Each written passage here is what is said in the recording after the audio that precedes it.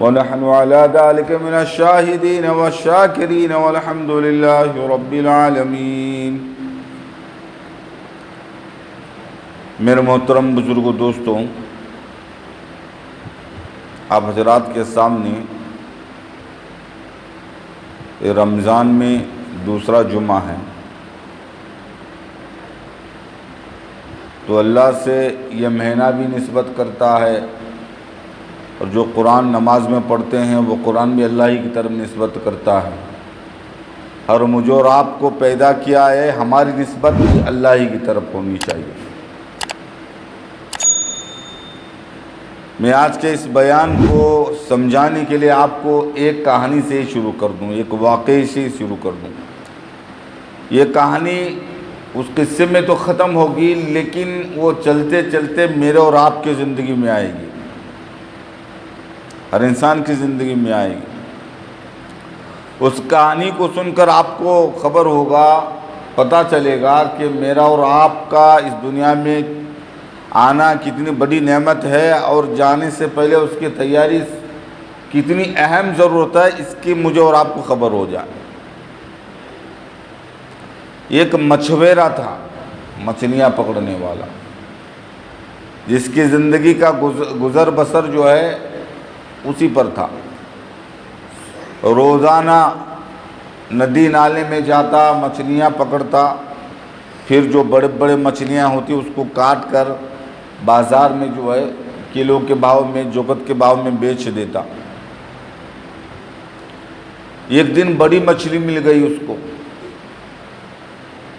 وہ مچھلی لا کر بیوی کے حوالے کیا، اس کو کاٹ کر ٹکڑے بناؤ۔ بیوی اس مچھلی کو کاٹنے کے درمیان میں ایک ہیرا اس کے اندر مل گیا۔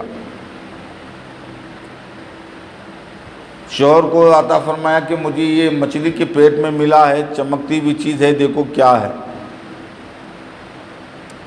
مچھویرا جو ہے سمجھا کہ یہ ایک بڑی قیمتی چیز ہے، تو میں جا کر زہری کو، سونار کو دکھا کر آتا ہوں۔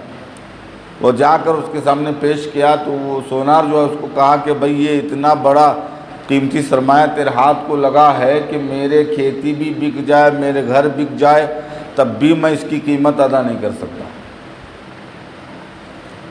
یہ جو ہے کوئی دوسرا چھوٹا موٹا سونے جو ہے زہری نہیں لے سکتا، کوئی بھی نہیں لے سکتا سوائے بادشاہ کے۔ اب بادشاہ کے محل میں جانا، پھر اس کو بیچ دینا، اس کی صحیح قیمت وہی لگا سکتے ہیں۔ تو پھر یہ مچھویرا جو ہے، وقت کے ولی جو ہے، بادشاہ جس کو کہتے ہیں، ان کے گھر گیا، ان کے محل جا کر دربانوں سے اطلاع پہنچائی کہ آپ کی رعیت میں سے ایک آدمی مچھویرا جو ہے ایک بڑا قیمتی سامان جو ہے لے آیا ہے، آپ کی خدمت میں پیش کرنا چاہتا ہے، جس کو بیچنا چاہتا ہے۔ بادشاہ نے اس ہیرے کو دیکھا، پھر اپنے ماہرین جو ہے اس کو جانچنے والے، ان کے ہاتھ میں دے دیا، اس کو دیکھو یہ کیا چیز ہے۔ تو ان کے ماہرین نے کہا کہ یہ بہت بڑا قیمتی سرمایہ ہے حضرت، بادشاہ سلامت، آپ کے خزانے میں یہ چیز نہیں ہے، آپ کے خزانے میں یہ چیز نہیں ہے۔ وہ آپ کے خزانے میں یہ اگر شامل ہو جائے تو 4 چاند لگ جائے۔ اب اس کی قیمت جو ہے بہت اونچی قیمت ہے۔ تو بادشاہ نے کہا کہ بھائی میں تم کو 6 گھنٹے کا موقع دیتا ہوں۔ کتنے گھنٹے کا؟ 6 گھنٹے کا موقع دیتا ہوں، آپ میرے خزانے کے محل میں چلے جانا، گوڈاؤن میں چلے جانا، اور 6 گھنٹے تک جتنا جو کچھ بھی لینا چاہتے وہ لے لو میرے اس ہیرے کے بدلے میں۔ تو وہ راضی ہو گیا مچھویرا، اس کو وہ گوڈاؤن میں اس کو چھوڑ دیا گیا اندر۔ یہ جا کر دیکھا، ایک طرف سونے کے ہیرے موتی کے انبار لگے ہوئے ہیں، ایک طرف جو ہے وہ بڑے بڑے روم محل کے نرم نرم گادیاں جس پر ململ کے جو ہے کپڑے بچھے ہوئے ہیں، اور ایک طرف جو ہے بہترین قسم کے کھانے ہیں تو تیار شدہ۔ یہ جا کر پہلا معائنہ کیا۔ اب یہ غریب آدمی تھا، کبھی پیٹ بھر کر کھانا نہیں کھایا، تو اس نے سوچا کہ بادشاہ کا کھانا یہاں نصیب ہو گیا، بھی مجھے موقع ملے یا نہ ملے، پہلا میں پیٹ بھر کے کھانا کھاتا ہوں، تاکہ کھانا کھاؤں گا طاقت بھی آئے گی، انرجی آئے گی، پھر میں جتنا چاہے 6 گھنٹے تک اس کو سونا چاندی لیتا رہوں گا، میرے نسلوں میں جو ہے کوئی کمانے کی کوئی کام کرنے کی ضرورت نہیں پڑے گی، اتنا اٹھاؤں گا، اور جو کچھ بھی لینے کا موقع مجھے تھا، اختیار تھا، تو میں پیٹ بھر کے کھانا کھا گیا۔ جیسے ہی زندگی میں پیٹ بھر کے کھانا کھا گیا تو سستی اور نیند آ جاتی ہے۔ میرے پاس تو 6 گھنٹے ہے، میں 1 گھنٹہ تھوڑا آرام بھی کر لوں تب بھی 5 گھنٹے میں خوب جو ہے 4 گھنٹے میں خوب سامان میں لے جا سکتا ہوں۔ وہ کیا گادی پہ سویا اور اس کو ایسی نیند لگی کہ 6 گھنٹے گزر گئے، اس کی نیند نہیں بیدار ہوا۔ آ کر جو ہے اس کے دربانوں میں ایک لکڑی سے مار کر جگا دیا کہ لات مار کر جو اٹھو ٹائم ہو گیا۔ بیوقوف کہیں کہ جتنا لینا تھا لینے کے بجائے تم سو گئے ہو۔ اس کے بعد میں دیکھتا ہے کہ 6 گھنٹے پورے ہو گئے، اب وہ رو رہا ہے دھو رہا ہے کہ حضرت میں کچھ لیا نہیں، صرف کھانا کھا لیا، تھوڑا دیر سستانے کے لیے میں یہاں لیٹا تھا، نیند آ گئی مجھے۔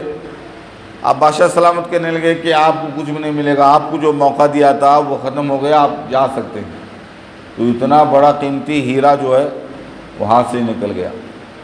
یہ کہانی تو وہاں ختم ہو گئی، لیکن یہ کہانی میرے اور آپ کے اندر چل رہی ہے کہ اللہ نے مجھے اور آپ کو 60-70 سال کی زندگی عطا فرمائی ہے۔ مجھے بھی اللہ تبارک و تعالیٰ اللہ کی رضا حاصل کرنے کے لیے، اللہ کی معرفت کو حاصل کرنے کے لیے اللہ نے ایک عمر دے کر بھیجا ہے۔ جس طرح وہ مچھویرا سونے میں کھانے میں لگا دیا، جس کی وجہ سے پھر وہ غریب کا غریب رہ گیا، لیکن میں اور آپ بھی کھانے میں اور پینے میں لگا دیں گے تو یقیناً ہم بھی سب سے بڑے کلاش ہوں گے، سب سے بڑے کلاش ہوں گے۔ تو میرے بھائی بزرگوں دوستو، آخرت کا غریب جو ہے وہ سب سے بڑا غریب ہے۔ مطلب جو ہے اس کا فیصلہ اللہ غضب کے ساتھ اس کے ساتھ معاملہ کرے، سختی کے ساتھ اس کے ساتھ معاملہ کرے تو یہ اس کا مسئلہ تو بگڑ گیا، پھنس گیا ہے۔ تو یہ کہانی میرے اور آپ کے اندر چل رہی ہے۔ تو آج کا یہ رمضان بھی اسی موقع پر جو ایک مہینہ جو ہے یہ 60-70 سال کی زندگی میں ایک رمضان کا مہینہ بھی عطا فرمایا، جو پورا ایک محنت کا میدان عطا فرمایا ہے، سیزن عطا فرمایا۔ اس میں سوائے اللہ کے راضی کرنے کے، اللہ کو منانے کے، اللہ سے مانگنے کے، اللہ کی عبادت کے علاوہ کوئی دوسرا کام نہ ہونا چاہیے۔ اکثر تعداد میں جو ہے میرا پورا اکثر وقت جو ہے وہ اللہ کی محبت میں، اللہ کی عبادت میں گزر جائے، اللہ سے مانگنے میں، اللہ کو منانے میں لگ جائے۔ حق تو یہ ہونا چاہیے تھا رمضان کا، اب ہو رہا بھی ماشاءاللہ۔ جو غیر رمضان میں آدمی جتنے دور تھے، رمضان میں جو اتنا اللہ کے قریب ہو جاتے ہیں، عبادت کے قریب ہو جاتے ہیں، مسجد کے قریب ہو جاتے ہیں۔ یہ اللہ کی قدرت ہے، میرے اور آپ کی محنت نہیں ہے، اللہ کی قدرت ہے۔ تو میرے بھائی بزرگو دوستو، اللہ ہی سے مانگنا پڑے گا، اللہ ہی سے جو ہے اللہ تبارک و تعالیٰ کی ہی عبادت ضروری ہے میرے اور آپ کے لیے۔ اللہ کے علاوہ کہیں ادھر ادھر منہ ماریں گے، کہیں ادھر ادھر ہی نگاہ کریں گے تو پھنس جائیں گے۔ ایک نبی گزرے ہیں حضرت زکریا علیہ السلام، ہے نا، 12 بولتے ہیں زکریا علیہ السلام، دین کو ان کو آرے سے کاٹا گیا، ان کی 2 ٹکڑے کیے گئے۔ اصل واقعہ جو ہے اس طرح ہوا، بخت نصر ایک بادشاہ تھا، بڑا نیک بخت تھا اس وقت زمانے میں، نیک بخت تھا بڑا بخت نصر، نبیوں سے محبت کرنے والا۔ ان کے زمانے میں 2 نبی تھے، ایک یحییٰ علیہ السلام، ایک جو ہے زکریا علیہ السلام۔ 2 نبی کے زمانے میں یہ تھے، بخت نصر تھا، بادشاہ تھا۔ یہ جس ایک لڑکی سے نکاح کیا، ایک عورت سے، بڑی خوبصورت تھی، اس سے نکاح کیا تو اس کی ایک پہلے شوہر کی بیٹی تھی۔ اس کی کیا تھی؟ پہلے شوہر کی بیٹی تھی۔ اب وہ بیٹی جو ہے بالغ ہو گئی، خوبصورت ہو گئی، تو اس کے سن بلوغت سے اتنی خوبصورت ہو گئی تو یہ بادشاہ سلامت جو ہے بخت نصر جو اس پر فدا ہو گئے۔ ارادہ کیا کہ میں اس سے بھی نکاح کروں۔ اپنی بیوی جو ہے اس کے سامنے تقاضا رکھا، آپ کے پہلے شوہر کی بیٹی ہے، میں اس سے نکاح کرنا چاہتا ہوں۔ اب اس کی وہ عورت جو ہے سوچنے لگی یہ تو نبی کے محبت میں مرنے والا، نبی کی اطاعت کرنے والا نیک بخت ہے، فرما بردار ہے، اور یہ میری بیٹی سے محبت کر رہا ہے پہلے شوہر کی محبت سے، اور مسئلہ یہ ہے جس کے عورت کے جتنے بھی بچے ہوں گے، چاہے وہ پہلے کے شوہر سے ہو یا اس سے پہلے کے شوہر سے ہو، جتنے بھی بچے ہوں گے وہ اولاد کے مانند ہوں گے، ان سے نکاح حرام ہوگا۔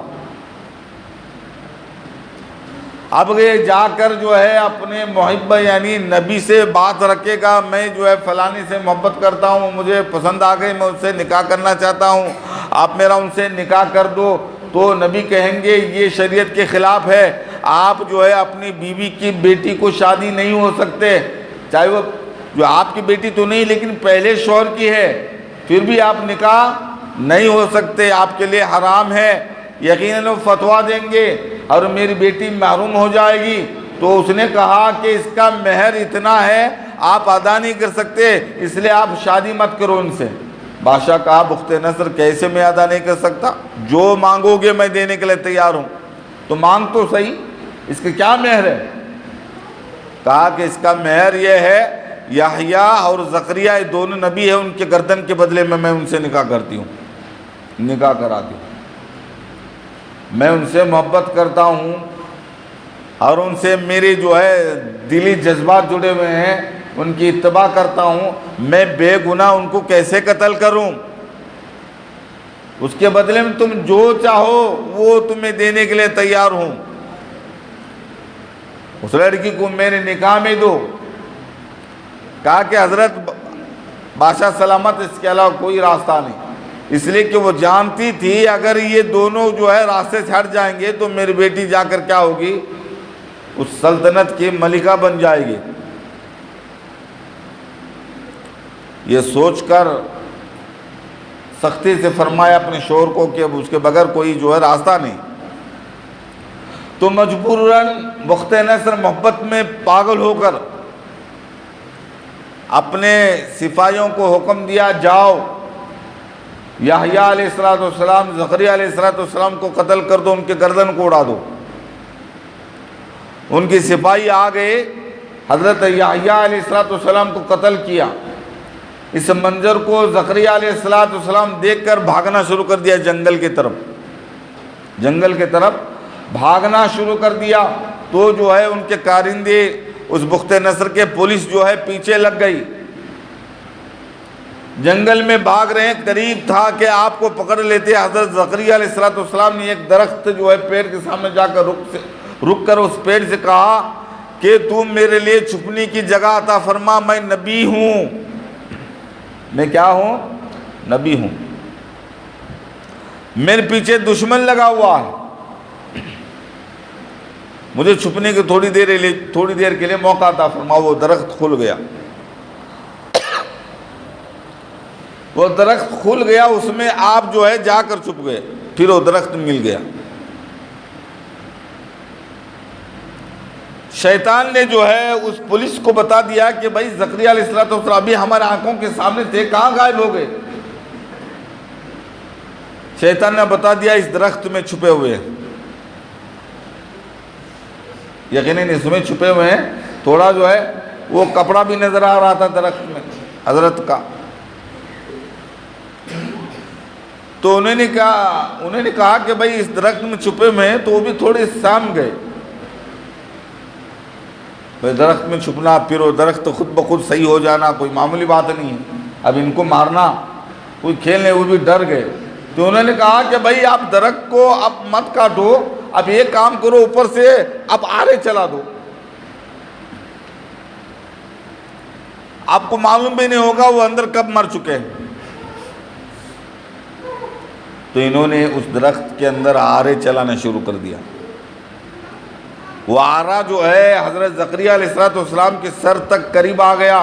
اس وقت زکریا علیہ السلام ان کو آواز لگانی چاہیے کہ میں اندر ہوں، تمہارا نبی ہوں، مجھے قتل کرو گے تو تم ختم ہو جاؤ گے، مجھے چھوڑ دو، یہ آواز لگانے کے قریب تھے، آپ منہ کھولنا چاہتے تھے، اللہ تبارک و تعالیٰ نے آواز لگائی ہے زکریا اگر تم منہ کھولو گے تو تمہاری نبوت کے تاج کو ہم چھین لیں گے، تمہارے نبوت کے تاج کو چھین لیں گے، اس لیے کہ اگر تم اس درخت کے مدد مانگنے کے بجائے مجھ سے مانگا ہوتا تو میں تمہاری حفاظت کر لیتا، اگر تم مجھے مانگا ہوتا تو تمہاری حفاظت کر لیتا، تم نے درخت سے مدد مانگی، اگر تم آج آواز لگاؤ گے تو تمہارے بدن کو جو ہے تاج، نبوت کے تاج کو چھین لیا جائے گا، خاموش رہو، اف تک نہ کہو۔ یہ ندا آ گئی، زکریا علیہ السلام ڈر کے مارے وہیں کھڑے رہ گئے، اور آرا ان کے سر پر چلا اور 2 ٹکڑے ہو گئے۔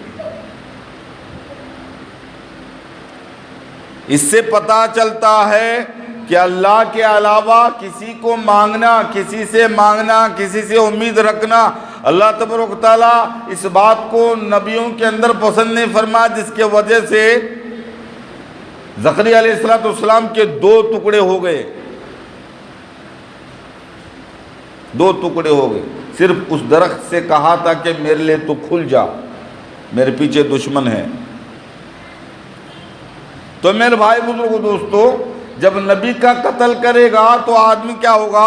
یقیناً جہنمی ہوگا۔ بخت نصر جو ہے وہ اس نیک بخت تھا، لیکن عورت کے محبت میں آ کر ایسا مردود بن گیا، وہ ہمیشہ کے جہنم میں جانے کے لیے ایندھن جما لیا، جس کو بخت نصر بادشاہ کہتے ہیں۔ تو ادھر تو اللہ تبارک و تعالیٰ فوراً نبی کے قتل پر ایک ایسا ماحول پیدا کر ہی دیتے ہیں، تو اسی وقت اسی اثنا بھی ابھی حضرت یحییٰ علیہ السلام کی لاش کے بدن سے خون کے فوارے چھوٹ رہے ہیں، ادھر زکریا علیہ السلام کے 2 ٹکڑے کر چکے ہیں۔ اسی اثنا میں اللہ تبارک و تعالیٰ نے پڑوسی ملک کے ایک بادشاہ کے اندر اللہ تبارک و تعالیٰ وہ محبت ڈال دی کہ ہمارے زکریا علیہ السلام کو 2 ٹکڑے کر دیے گئے، یحییٰ علیہ السلام کا قتل کر دیا گیا بے گناہ، تو وہ بادشاہ جو ہے اپنے لشکر کو لے کر بخت نصر کے شہر پر حملہ کر دیا، اور جو ہے قتل کرتا رہا۔ فرماتے ہیں یحییٰ علیہ السلام کا خون بند نہیں ہو رہا ہے، اور قتل کرنے والے آواز لگا رہے ہیں جب تک یحییٰ علیہ السلام کے بدن سے خون نہیں رکے گا اس وقت تک ہم اس شہر کے لوگوں کو قتل کرتے رہیں گے۔ تو اس کے بعد میں ایک آدمی لاش پر آ کر کہا، یحییٰ آپ اللہ کے نبی ہیں، کسی کے ظالم نہیں ہیں، آپ ظلم کرنے کے لیے نبوت کا تاج لے کر نہیں آئے ہیں، آپ تو نبی بن کر آئے ہیں، آپ کی امت جو ہے آپ کے قتل کی پاداش میں مار دیا جا رہا ہے، ایک نبی کے بدلے میں 1000 لوگ مر چکے ہیں، خدا کے واسطے آپ کا خون بند ہو جائے، لوگ جو ہے مرنا ختم ہو جائے، لوگوں کی جانیں بچ جائیں۔ اتنا کہنا تھا تو حضرت یحییٰ علیہ السلام کے بدن سے خون بند ہو گیا۔ تو میرے بھائی بزرگو دوستو، اس واقعہ سے میں آپ کو یہ بتانا چاہتا ہوں، اللہ تبارک و تعالیٰ کسی نبی کو دنیا کے معاملے میں کسی سے مانگنا پسند نہیں فرمایا۔ آج ہم عبادت کے راستے سے خدا بنا کر کسی کو مانگ رہے ہیں، کسی سے جو ہے ایسی ضرورت کو مانگنا جو ضرورت انسان کے بس میں نہیں ہے، وہ ہمیشہ دوزخ میں جائے گا۔ کیا ہوگا؟ آپ کہتے ہیں مولانا تم بھی تو مانگتے ہو، تنخواہ مانگ رہے ہو، محنت کا بدلہ مانگ رہے ہو، مزدور اپنا تنخواہ مانگ رہا ہے، فیکٹری والے فیکٹری کے میں جا کر کام کر تنخواہ مانگ رہے ہیں، ایک دوسرے کی ضرورتیں مانگ رہے ہیں، پان سپاری طلب مانگ رہے ہیں، ایک دوسرے کے جوتے مانگ رہے ہیں، تو پھر یہ مانگنا کیسا ہو گیا؟ تو فرماتے ہیں ایک مانگنا ہوتا ہے دنیا کے اعتبار سے، ایک مانگنا ہوتا ہے دین کے اعتبار سے، اور دنیا کے اعتبار سے بھی مانگنے کی چند چیزیں وہ ہے جو مہیا کر سکتا ہے انسان۔ اگر آپ مجھ سے مانگے کہ کچھ دینے کی طاقت میرے اندر وہ ہے، وہ چیز میرے پاس موجود ہے، تو بالکل وہ مانگنا صحیح ہے۔ جو میرے پاس نہیں ہے، میرے اختیار میں بھی نہیں ہے، میرے قدرت میں بھی نہیں ہے، تو پھر جو ہے اس چیز کو آپ مانگنا گویا مجھے آپ نے معبود بنا لیا۔ تو اللہ کے مخلوق کو ایسی چیز کا مانگنا جو ان کے اختیار میں نہیں تھا، صرف یہ اللہ ہی کے اختیار میں تھا، اس چیز کو مانگ رہا ہے تو پھر وہ مشرک کہلائے گا۔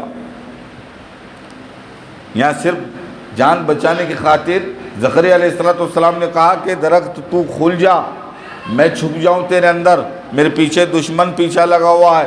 اس مانگنے کے بنیاد پر ایک نبی کو اللہ تبارک و تعالیٰ نے آرے سے 2 ٹکڑے کر دیا، حالانکہ اللہ تبارک و تعالیٰ زکریا علیہ السلام کو بچاتے تھے اور وہ بچا بھی لیتے تھے۔ اگر زکریا علیہ السلام یوں کہتے کہ اللہ مجھے دشمن میرے پیچھے لگا ہوا ہے، میری حفاظت فرما، جس طرح زلیخا یوسف علیہ السلام کو ان کے ناموس کو، ان کی عزت کے ساتھ کھیلنے کے لیے گناہوں کو جو ہے گناہوں سے اپنے آپ کو جو ہے گناہوں کے نفسانی خواہشات میں پورا کرنے کے لیے پورے دروازوں کو بند کر کے سامنے کر دیا، ان کے سامنے پورے کپڑے اتار کر ننگی ہو کر کہا کہ جو ہے میرے ساتھ بدفعلی کر لو، تم سے مجھے محبت ہو گئی ہے۔ تو اس وقت اگر یوسف علیہ السلام اللہ کو نہیں پکارے ہوتے تو اللہ قرآن میں کہتے ہیں میں ان کا پرسان حال نہیں ہوتا، یہ بھی قریب ہو جاتے گناہوں کے۔ کیا ہوتے؟ گناہوں کے قریب ہو جاتے۔ نبی کو کہا جا رہا، حالانکہ نبی معصوم ہوتے ہیں۔ اس وقت یوسف علیہ السلام نے اللہ سے پکارا، معاذ اللہ کی پناہ، میں جو ہے ایسے گناہوں سے بچتا ہوں، یہ کہہ کر حالانکہ آپ کے علم میں تھا سب دروازے بند ہیں، ان پر تالے لگے ہوئے ہیں، لیکن میرے اختیار میں کچھ نہیں ہے، میں کیا کروں؟ میرے اتنے اختیار میں ہے کہ میں 4 قدم دوڑ کر جاؤں اس گناہ سے بچنے کے لیے۔ یوسف علیہ السلام نے اس عورت سے دور ہو کر بچنا شروع کر دیا۔ آپ دروازے کے طرف قریب ہو گئے، جیسے آپ قریب ہو گئے دروازے خود بخود کھلتے گئے۔ تو یہ بات نہیں کہ مولانا ہمارے پاس اس کے علاوہ کوئی چارہ نہیں تھا، تو وہاں جانا پڑا، عورت کی ضد کی وجہ سے جانا پڑا، عورت کے جو ہے لاڑ کی وجہ سے، بیٹی کی لاڑ کی وجہ سے لانا پڑا، بچوں کی ضد کی وجہ سے یہ کرنا پڑا۔ یہ سب بہانے نہیں چلیں گے۔ اگر عورت اور بچے آپ کے اختیار میں نہیں ہیں تو آپ کو والی کیوں بنایا ہے؟ آپ کو سربراہ بنایا ہے۔ اگر ایک بادشاہ اپنے رعیت میں کوئی ان کے باغی بن جائے، بغاوت کر لے، تو بادشاہ خاموش رہے گا؟ میری رعیت نہیں سنتی، میری بات نہیں مانتی، چلو میں ہی چھوڑ دیتا ہوں، بادشاہ کو نہیں چھوڑے گا، ان کو جا کر سولی پر چڑھائے گا جب تک وہ بات کو نہ مان لے، اس کی اقتدا نہ کر لے۔ تو میرے بھائی بزرگوں دوستو، تو اللہ کو ماننا، ایاک نعبد و ایاک نستعین، اللہ ہی کی عبادت کرنا، اللہ ہی سے مانگنا میرے اور آپ کا ایمان کا تقاضا ہے، اور اللہ تبارک و تعالیٰ کے بتائے ہوئے راستے کو اپنانا میرے اور آپ کی کامیابی ہے۔ بہت سے ایسے واقعے ہیں، ہم کوئی عذر پیش نہیں کر سکتے۔ ہاں، اگر ہم نے اللہ سے بچنے کی کوشش کی، اس کے باوجود بھی بچ نہیں سکے، تو اللہ نے اختیار دیا ہے آپ کو۔ مثال کے طور پر کوئی کھانا نہیں ہے، جان جانے کے قریب ہے، سور کا گوشت بھی اس کے لیے حلال ہے۔ اب سور کا گوشت بڑھ کر گندگی کوئی دنیا میں نہیں ہے، حرمت میں اس سے بڑھ کر کوئی برا نہیں ہے، آدمی کھا سکتا ہے جان بچانے کے لیے، کوئی گناہ نہیں۔ تو میرے بھائی بزرگوں دوستوں، کوشش کرنے کے باوجود بھی اگر پھنس گیا تو اللہ معاف کر دیں گے۔ بغیر کوشش کے، بغیر محنت کے کوئی عذر معاف نہیں ہوگا۔ اور اس کوشش پر اس میں کامیاب ہو گیا، بچ گیا، تو اللہ اس کو انعام بھی عطا فرمائیں گے، اس کا نیب البدل عطا فرمائیں گے ضرور۔ ہم بے صبرے ہیں، ہم صبر کر کے دیکھیں، گناہوں سے بچ کر دیکھیں، اللہ کے علاوہ کسی کو اپنا معبود نہ بنائیں، اللہ پر توکل کر کے دیکھیں اللہ تبارک و تعالیٰ کیسے بھروسہ جو ہے، کیسی لاج رکھتے ہیں۔ میں ایک واقعہ بتا دوں، جنید، بغداد میں ایک آدمی تھا جنید، بڑا پہلوان تھا۔ وہ پہلوان جس کے اطراف میں پورے علاقے میں سب پہلوان اس سے ڈرتے تھے، سب ڈرتے تھے، ایسا روب تھا اس کا۔ تو ایسے حالت میں ایک کمزور آدمی پھٹے پرانے کپڑے پہن کر لاگر زمین سے رینگتا ہوا آدمی، وہ آ کر وہ وقت کے اس وہاں کے والی تھا، اس سے جا کر کہا کہ میں جنید کے ساتھ کشتی لڑنا چاہتا ہوں۔ کہا کہ بھائی جان بچا لے، جا، ابھی تھوڑی دیر کے لیے زندگی ہے، ہو سکتا ہے چند دن تو جینا چاہتا تو جی لے، کیا اس کے ساتھ ایک جھٹکے میں تجھے پچھاڑ دے گا تو مر بھی سکتا ہے۔ کہا کہ بھائی تم اطلاع پہنچاؤ بادشاہ کو۔ بادشاہ کے دربار میں جا کر اطلاع پہنچایا دربار کہ ایک کمزور آدمی ہے، وہ جو ہے جنید سے کشتی لڑنے کی باتیں کر رہا ہے۔ تو ان کو بھی تعجب ہوا، بادشاہ کو بلا بھیجو دربار میں۔ کہا دیکھ کر کہا کہ بھائی کیوں مرنا ہے، خودکشی کرنی ہے آپ کو، زندگی سے بیزار ہو؟ نہیں، یہ تو کشتی کے بعد میں پتہ چلے گا کہ کون زندگی سے بیزار ہے۔ میں تو جنید سے کشتی لڑنے کے لیے جو ہے ایک چنوتی لے کر آیا ہوں، وقت بتائے گا۔ تو یہ اس کے روب کے باتیں سن کر بادشاہ کے اندر بھی ہنسی آ گئی، تھوڑا یہ تمسکرہ ہو جائے، تھوڑا مذاق ہو جائے۔ تو اس وقت ایک دن طے ہو گیا، بھائی اس دن میں اس وقت میں جو ہے جنید کی اور اس آدمی سے جو ہے کیا کشتی ہوگی۔ اب ایک ایسا واقعہ شہر میں ڈنڈورا ہو گیا کہ بھئی کمزور آدمی، یعنی گویا ہاتھی اور چینٹی کے درمیان میں کشتی ہونے والی ہے، تو آدمی ہنسے گا نہیں؟ اس مذاق کو دیکھنے کے لیے لوگ جمع ہو گئے، لاکھوں کی تعداد میں اطراف کے علاقے کی بھی لوگ بھی جمع ہو گئے۔ وہ دن بھی آ گیا اور جنید بھی میدان میں آ گیا، بڑے کیا ان کے تعریف کے پھول باندھے گئے، ان کے جوش دلائے گیا، پھر وہ تالیوں کے ساتھ ان کو استقبال کیا گیا۔ پھر یہ کمزور آدمی کو بھی آواز لگائی تو کوئی آنے کے لیے تیار نہیں، بھائی وہ تو ڈر کر بھاگ گیا ہوگا۔ اتنے میں مجمع میں چیرتا ہوا وہ آدمی سامنے آ گیا، جنید دیکھ کر ہنسنے لگا، یہ تو میرے ساتھ کشتی لڑ رہا ہے، کہیں میرا مذاق تو نہیں کر رہا؟ تو تیرے ساتھ کشتی لڑوں میں، جو پورے بڑے اطراف کے علاقے کے تمام کشتی کے پہلوان مجھ سے ڈرتے ہیں، تجھ سے لڑوں میں کشتی؟ کہا کہ پہلے لڑ تو صحیح۔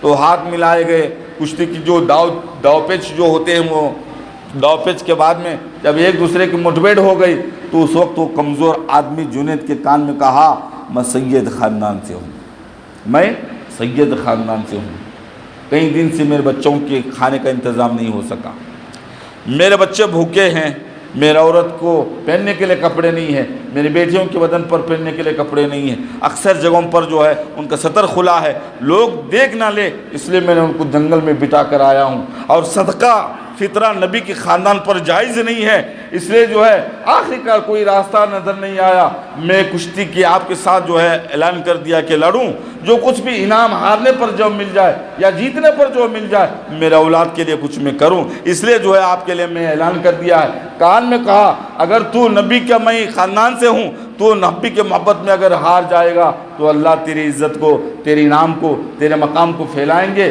یہ باتیں کہہ رہا ہے وہ غریب، اور حضرت جنید جو ہے وہ جنید پہلوان کے باتیں دماغ تک، دل تک پہنچ گئی، آنکھوں میں آنسو خود بخود گر رہے ہیں۔ کشتی ہو گئی، داؤ پیچ کے اندر جنید خود بخود زمین پر گر گئے، جنید زمین پر گر گئے تو اس وقت تمام لوگ تانا دینے لگے، یہ جنید پہلوان یہ کمزور سے گر گیا، ناک کٹا دیا، ہماری سلطنت، ہمارے بادشاہ کی ناک کٹا دیا۔ تو اس ذلت کو سہ لیا، اور اسی پریشانی میں جنید جا کر بستر پر سوچتے سوچتے سو رہا ہے کہ ایسا ہو سکتا ہے کہ نبی مجھے اس کا بدلہ دیں گے، میں ایک کمزور غریب سے ہار گیا۔ تو اس وقت جو ہے یہ سوچتے سوچتے نیند آ گئی، اللہ کے رسول خواب میں آ گئے، جنید تو نے میرے خاندان کے خاطر اپنی عزت کو داؤ پر لگا دیا ہے، میں تیرے نام کو اتنا اونچا کروں گا کہ رہتی دنیا تک تیرے نام لیا جائے گا۔ اس دن سے آپ کا مقام پڑ گیا جنید بغدادی رحمۃ اللہ علیہ۔ تو میرے بھائی بزرگوں دوستوں، تو دین کے خاطر کرنے والوں کو اللہ راستہ دے دیتے ہیں، عزت دے دیتے ہیں، اکرام کرتے ہیں، لیکن ہم اس عقیدے کے ساتھ چلنے والے بنے۔ اللہ تبارک و تعالیٰ مجھے اور آپ کو کہنے سننے سے زیادہ عمل کی توفیق عطا فرمائے۔ ایک بات میں اور بھی بتا دوں، پہ میرا چینل ہے اس کو سبسکرائب کریں، ایسے بیانات مسئلے آپ کے سامنے آئیں گے انشاءاللہ۔ اگر آپ کو ضرورت پڑی تو پھر جو کمنٹ میں بتا بھی سکتے ہیں آپ، جو بھی جو ہے پھر اس کو جو ہے دوسروں تک فارورڈ بھی کرے۔ اللہ تبارک و تعالیٰ عمل کی توفیق عطا فرمائے۔ وآخر دعوانا الحمدللہ رب العالمین۔